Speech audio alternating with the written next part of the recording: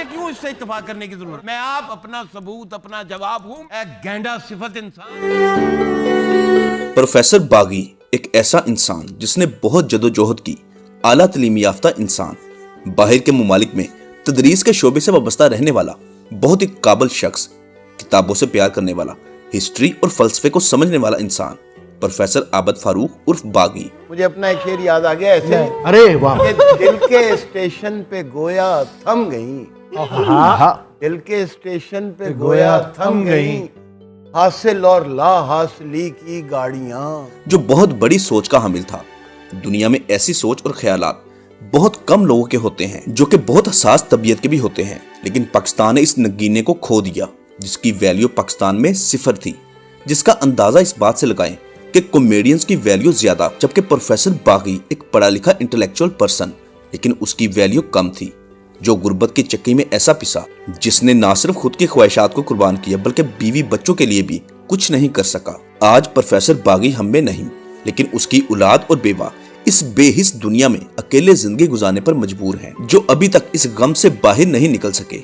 ना कोई रोजगार और ना ही अपनी छत और ना रिज़्क, किराए के मकान में बेजारो मददगार रहने पर मजबूर।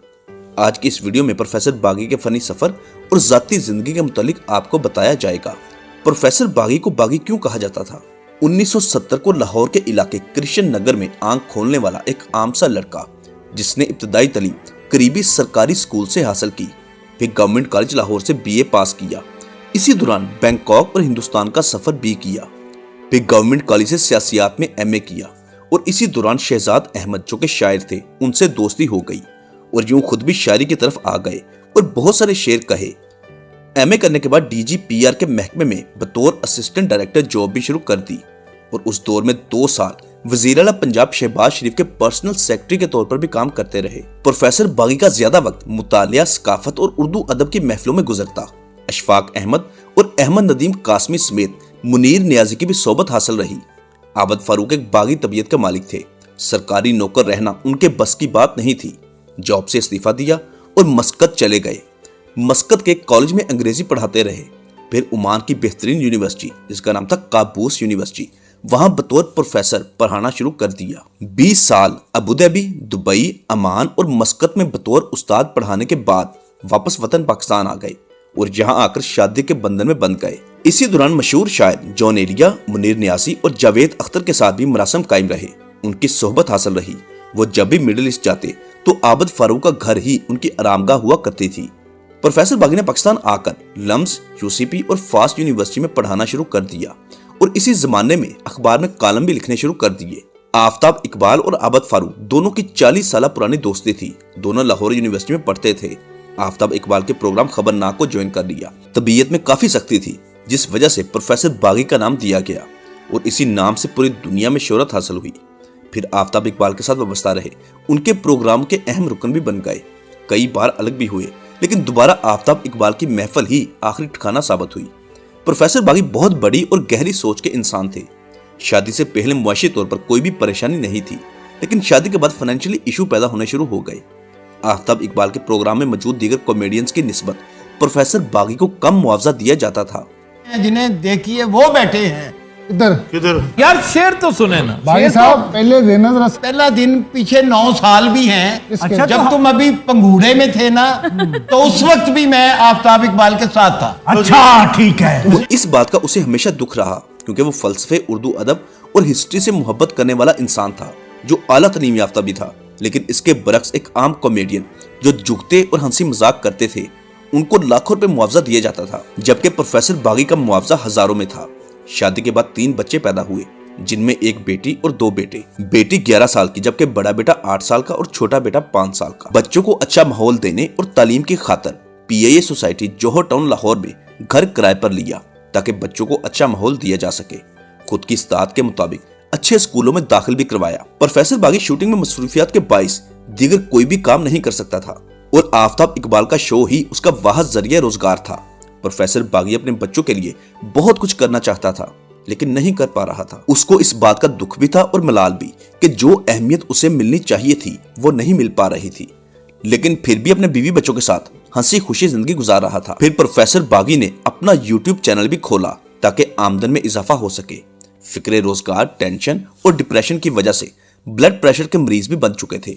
डॉक्टर ने बकायदा दवाई खाने का कहा था, लेकिन बागी तबीयत होने की वजह से डॉक्टरों की नसीहत को भी नजरअंदाज करते रहे। मरने से चंद दिन पहले प्रोफेसर बागी की तबीयत अक्सर खराब रहने लग गई, जिस पर शरीके हयात ने कहा कि आप बकायदा दवाई खाया करें, एक वक्त नहीं बल्कि 2 वक्त मेडिसिन लिया करें। और जिस रात डॉक्टर आबद फारूक को अटैक हुआ, उस दिन वो शूटिंग से वापस घर आए, लेकिन आने से पहले अपनी बीवी को फोन किया कि मुझे शदीद भूख लगी है, जल्दी से खाना बनाओ, मैंने खाना है। जब घर पहुंचे और खाना खाया और अपने कमरे में चले गए, और उसी दौरान तबीयत भी खराब हो गई और अपने कमरे में ही गिर गए, जिस पर फौरी अस्पताल ले जाया गया। अस्पताल पहुंचकर मालूम हुआ कि उन्हें ब्रेन हेमरेज हो गया है। इलाज शुरू हो गया। आफ्ताब इकबाल भी अपने यार बागी के पास फौरी हॉस्पिटल पहुंच गए। डॉक्टरों ने बताया कि हालत खतरे से बाहर है। कुछ ही दिन इलाज के बाद प्रोफेसर आबद फारूक घर जा सकते हैं। कुछ दिन वहां इलाज चलता रहा। बीवी ने दिन रात अपने शोहर की खिदमत की। 14 दिसंबर 2021 की रात प्रोफेसर बागी ने अपनी बीवी को यकीन दहानी करवाई कि वो उसे छोड़कर कहीं नहीं जा रहे। तुम घर जाओ, कुछ देर आराम कर लो और मेरे लिए कुछ बनाकर लाना। और यूं उसकी बीवी रात 2 बजे घर चली गई। सुबह 5 बजे हॉस्पिटल से फोन आया कि आबद फारूक साहब की तबीयत अचानक खराब हो गई है, ब्रेन हेमरेज हुआ और दिमाग की शरेयान भी फट गई। और बीवी जब सुबह 6:30 बजे हॉस्पिटल पहुंची तो मालूम हुआ कि प्रोफेसर आबद फारूक उर्फ बागी इस दुनिया फानी से रुखसत हो चुके हैं।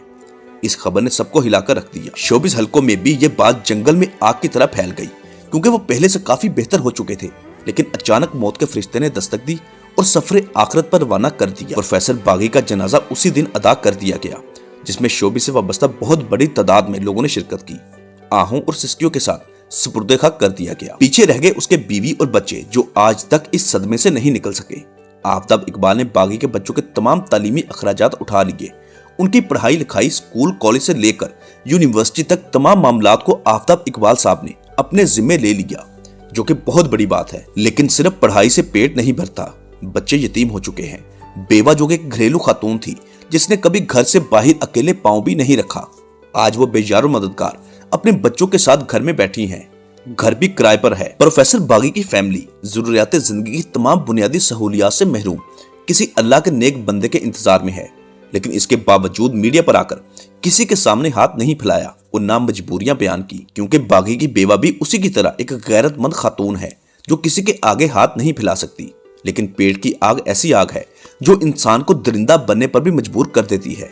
इसलिए हमारे इस वीडियो के जरिए देखने वालों से दरख्वास्त है कि वो आगे बढ़े और बागी की फैमिली की मुश्किलात को आसान करे। जिंदगी की सिर्फ 50 बहारें देखने वाले प्रोफेसर आबद फारूक बागी, जो हिस्ट्री के तालिब इल्म थे, खुद उसका हिस्सा बन गए। हीरा आके मां नूं सलाम कीता। मां आखदी आनी नहरीए नी यरबलीए गोलीए बेहयाए कुंड भी नहीं है ते गुल पैरिए नहीं। दोस्तों, उम्मीद करते हैं आपको हमारी मालूमाती वीडियो अच्छी लगी होगी। अगर आप मजीद मशहूर शख्सियात के मुतालिक जानना चाहते हैं तो इसी वीडियो के डिस्क्रिप्शन में फेमस पर्सनैलिटीज के नाम से प्ले लिस्ट का लिंक दिया गया है, जिस पर क्लिक करके आप मुतअद्दिद दीगर नामवर शख्सियात के मुतालिक जानकारी हासिल कर सकते हैं। अगर आप हमारे चैनल पर नए हैं तो इसको फौरी सब्सक्राइब कर दें और साथ दिए गए बेल ऑप्शन को भी प्रेस कर दें। शुक्रिया।